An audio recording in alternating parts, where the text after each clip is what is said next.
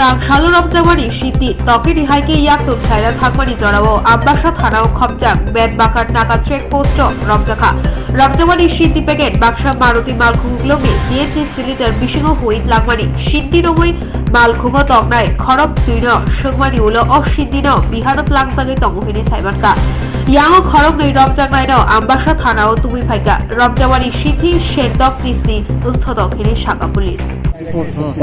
Sir আপনার আজকে অভিযান চালিয়ে কি উদ্ধার করছেন? আজকে সকালে আমাদের কাছে একটা সিক্রেট ইনফরমেশন আসে যে একটা মারুতি সুজুকি প্রাইভেট কার ও গাড়িতে করে কিছু সাসপেক্টেড গাঞ্জা আসছিল।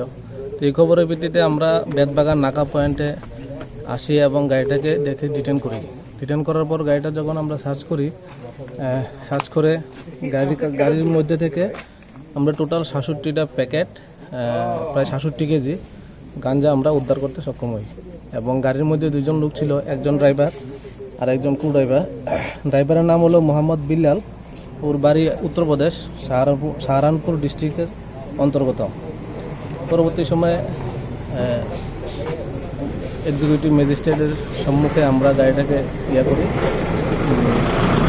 সার্চ করে এবং মাল উদ্ধার করি এবং এটাকে আমরা এদের সামনে আমরা এটা সিজ করি। কত টাকা মাল?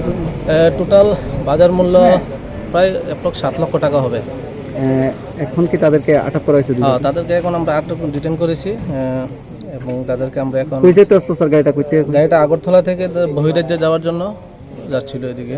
তাদের নাম হয়ে তাদের নাম একজনের নাম হলো মোহাম্মদ বিল্লাল, ওর বাড়ি হলো উত্তরপ্রদেশ সাহারানপুর ডিস্ট্রিক্টে।